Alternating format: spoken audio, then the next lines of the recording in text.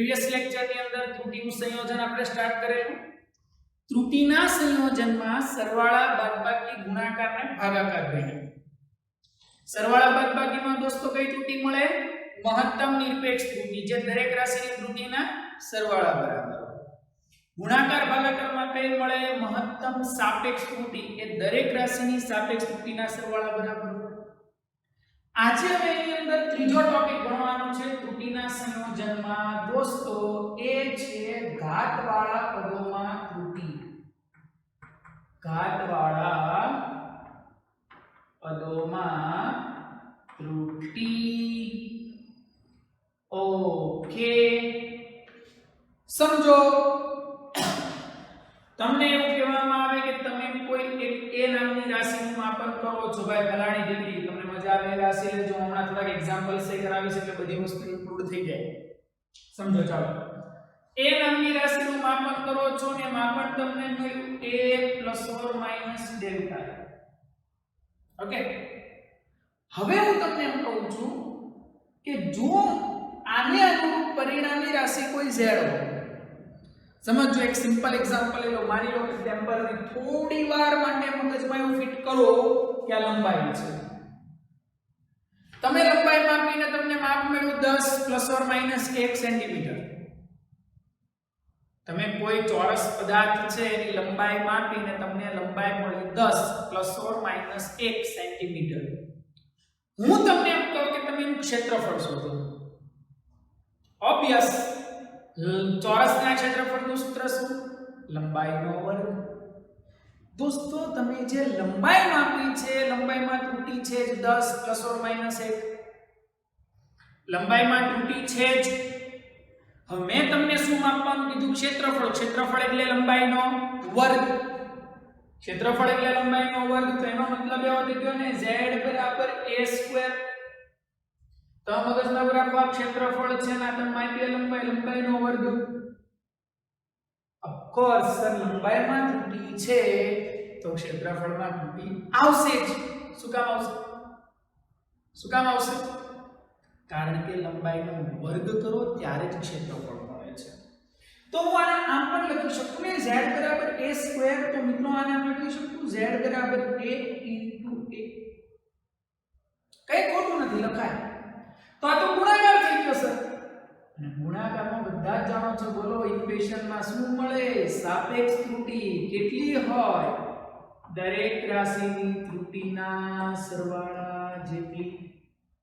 ત્યાં બે વખત એ છે તો બે વખત એ લખો. તો એનો મીનિંગ એવો થયો ને સાહેબ, હું આને આમ પણ લખી શકું ને મિત્ર, ડેલ્ટા z / z બરાબર બે વખત ડેલ્ટા a / a. તો સિમ્પલ ને શોર્ટકટ વસ્તુ યાદ રાખી લો કે જો ઘાતવાળા પદો હોય અને એમાં ત્રુટી જોતી હોય તો સાપેક્ષ ત્રુટી જ મળે. પણ સાપેક્ષ ત્રુટી માટે શું કરવાનું છે? ઘાત લઈ લો આગળ અને જે પદની ઘાત હતી એની પદની સાપેક્ષ ત્રુટી છે. સિમ્પલ સમજાઈ ગયું? ઘાત લઈ લો આગળ, જે પદની સાપેક્ષ ત્રુટી હતી એ પદની સાપેક્ષ ત્રુટી, સોરી, જે પદની ત્રુટી હતી એની સાપેક્ષ ત્રુટી લખી. હું તમને એમ કહું, ચાલો તમને આવું કોઈ સૂત્ર આપી દીધું છે. માનો કે તમને આવું આપ્યું છે z = a ની p ઘાત, b ની q ઘાત, c ની r ઘાત. ચાલો તમને એવું કહેવામાં આવે કે આમાં ત્રુટીમાં તો તમે શું કરશો? જો ગુણાકારે છે, ભાગાકારે છે, ઘાતવાળા પદે છે, બધું મિક્સ છે, તો તમે શું કરશો બોલો? Of course delta z / z ઘાત લઈ લો આગળ.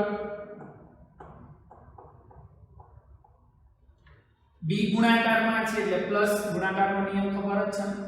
ઘાતનો નિયમ લગાડો q. એક સાથે બે નિયમ એપ્લાય કરું છું મિત્રો. ઘાતનો નિયમ એ છે, ગુણાકાર ભાગાકારનો નિયમ એ છે. ઘાતમાં ઘાત હંમેશા આગળ, ગુણાકાર ભાગાકારમાં તો સિમ્પલ રૂલ શું હતો? દરેકની સાપેક્ષ ત્રુટીનો સરવાળો. પહેલું પદ એની સાપેક્ષ ત્રુટી, બીજાની સાપેક્ષ ત્રુટી ને ત્રીજાની સાપેક્ષ ત્રુટી, સરવાળા બરાબર હોય. અને ઘાતવાળા પદ એટલે ઘાત લઈ લીધી આગળ.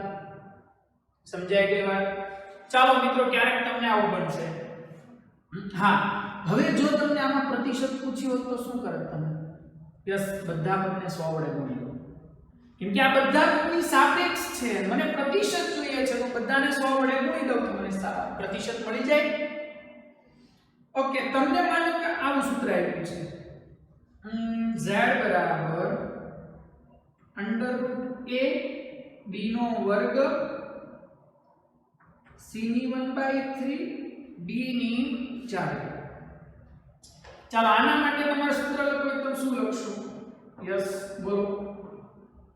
આ વર્ગમૂળ છે કે કેટલી ઘાત કહેવાય મિત્રો? 1/2. વર્ગમૂળ છે કે કેટલી ઘાત કહેવાય? 1/2. ઘનમૂળ એટલે 1/3. આ ખરેખર ઘનમૂળ છે. ચાલો તો આની 1/2 આગળ ડેલ્ટા a બાય પ્લસ બગડો delta b by b plus 1/3 delta c by c plus 4 delta d by d. બાદ બીજામાં ગઈ એટલે ઘાત વાળા પદ ને ગુણાકાર ભાગાકાર વાળા પદોમાં તમારે એક વસ્તુ ધ્યાન રાખવાની, ઘાત આગળ પદની સાપેક્ષ પ્લસ ઘાત આગળ પદની સાપેક્ષ પ્લસ ઘાત આગળ પદની સાપેક્ષ, સરવાળા પદમાં તમારે નિરપેક્ષ. ઓકે દોસ્તો, આ ક્લિયર થઈ ગયું? ઘાત વાળા પદોમાં તમને ક્લિયર થઈ ગઈ? ચાલો તો આને રિલેટેડ એક સમ્સ આપણે સોલ્વ કરીએ. એકાદ એક્ઝામ્પલ લઈએ તો તમને વધારે મજા આવશે. માનો કે તમે બે અવરોધ નાખો છો, એકમાં કો R1 બરાબર 100 પ્લસ ઓર માઈનસ 1 ઓહમ મળે, બીજો અવરોધમાં કો R2 બરાબર 200 પ્લસ ઓર માઈનસ 2 ઓહમ મળે. બે અવરોધ છે, અવરોધ 10માં ભણ્યા ને. એકનું માપ 100 છે, એમાં પ્લસ ઓર માઈનસ 1 ની ત્રુટી છે, બીજાનું 200 છે, પ્લસ ઓર માઈનસ 2 ની ત્રુટી છે. તમને એવું કહેવામાં આવે કે જો આ બંનેને શ્રેણીમાં જોડવામાં આવે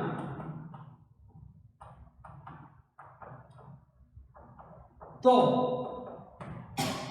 ત્રુટી જણાવો. ચાલો શ્રેણીમાં જોડશો એટલે RS રેઝિસ્ટન્સ ઇન સિરીઝ સમતુલ્ય અવરોધ. બોલો શ્રેણી જોડાણમાં સૂત્ર શું હતું મિત્રો? R1 R2. હવે તમને એટલી ખબર પડી શ્રેણી એટલે સરવાળાનો નિયમ લાગ્યો. બોલો ત્રુટીના સરવાળાના નિયમમાં સૂત્ર શું હતું? RS + or - delta RS. R1 + R2 + or - delta R1 + delta R2. યાદ છે? પદનું જે થતું હોય એ જ કરો, પાછળ ત્રુટીમાં સરવાળો કરો. ચાલો તો શું થઈ જશે? બોલો 100 + 200. જો R1 છે ને R2 છે, આ ડેલ્ટા R1 છે ને ડેલ્ટા R2 છે. 1 + 2 કેટલું થઈ ગયું મિત્રો? 300 + or - 3 ઓહમ. આ તો બધાને આવડશે. તમને ખાલી એવું પૂછે શ્રેણી જોડાણમાં મહત્તમ નિરપેક્ષ ત્રુટી કેટલી, તો કેટલી થશે? 3 ઓહમ. શ્રેણી જોડાણમાં મહત્તમ નિરપેક્ષ ત્રુટી કેટલી? 3 ઓહમ. આ તો એની વેલ્યુ છે, આ એની ત્રુટી છે. ક્લિયર? પણ હવે મસ્ત સવાલ શરૂ થાય છે. ચાલો, સમાંતરમાં જોડવામાં આવે તો. ઓકે ચાલો સમાંતરમાં જોડીએ છીએ દોસ્તો. સમાંતરમાં તો સૂત્ર આપણે આવું ભણ્યા હતા, 1/rp = 1/r1 + 1/r2. મજા આવશે. ઘણા કહે છે સર આમાં ભાગાકાર આવી છે, સરવાળો આવી છે, તો આપણે નિયમ કેમ ન લગાડશો? નહીં. આ એક કન્ડિશન બહુ ધ્યાનથી સમજજો દોસ્તો. એન્ટ્રન્સ એક્ઝામ માટે બહુ જ અગત્યનું છે. જેડબલી માટે બહુ જ અગત્યનું છે. સમજો, આવું પદ થાય ને સમાંતર જોડાણ, ત્યારે આમ કરવાનું છે. અને આમ લખાય rp - છેદમાં છે, ઉપર ગઈ તો -1 ઘાત થઈ જાય, તો સામે શું લખાશે? r1 - 1 અને r2 ની -1. ઘણા કહેશે ઓહો સર તો ઘાતનો નિયમ લગાડાય ન લગાડાય? તો બે વચ્ચે પ્લસ છે. ઘાતનો નિયમ ડાયરેક્ટ ન લગાડાય, વચ્ચે પ્લસ છે. વિચારવાનું ભાઈ. આ એક થોડી અપવાદ કન્ડિશન છે, તો જ મોસ્ટ ટાઈમ હોય ને. અપવાદ નહીં જ મોસ્ટ ટાઈમ હોય સર, હે ને? જો હવે આમાં તમારે શું કરવાનું છે ખબર? વિકલિત સ્વરૂપ લેવાનું છે. ખરેખર વિકલિત સ્વરૂપ એટલે વિકલન છે. ચેપ્ટર નંબર 3 માં વિકલન સંકલનના સૂત્ર હું કરાવીશ. અત્યારે ખાલી ટેમ્પરરી એક નાનો મુદ્દો મગજમાં નાખજો. સૂત્રો ડિટેલમાં આપણે ત્યાં સમજશું. વિકલિત સ્વરૂપ લેવાનું છે. વિકલનના કેટલાક સૂત્ર છે જે અહીંયા લગાડવાના છે. વિકલનના સૂત્રમાં શું સમજો હવે ચાલો. ઘાતવાળા પદ હોય ને તો એના વિકલનમાં આવું થાય.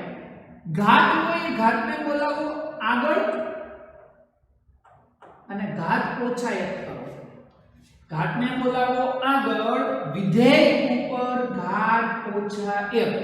આ ઘાતનું વિકલિત છે.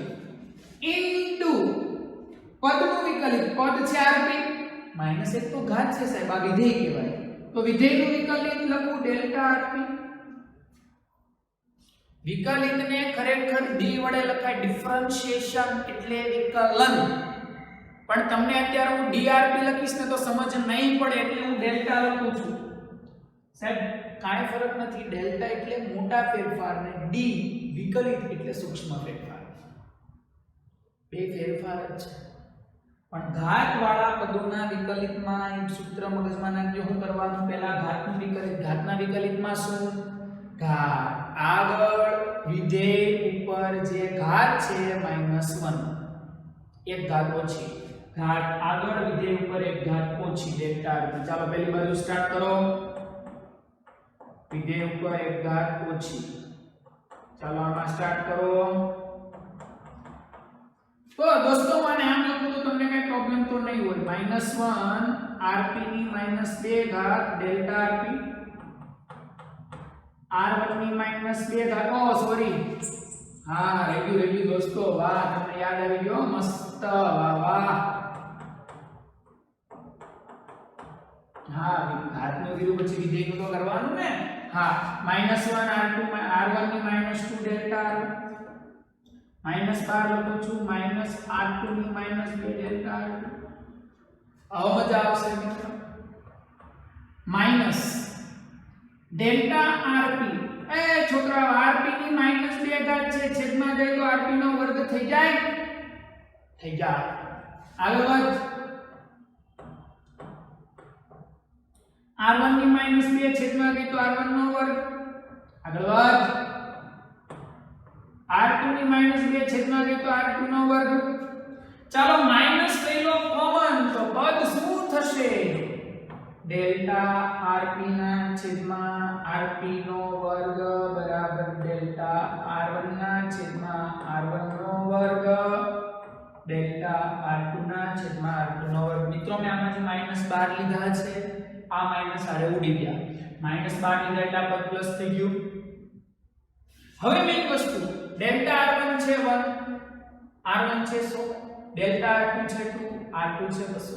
rp નથી. ઓહો, કઈ વાંધો નહીં, ચાલે નથી મેળવી.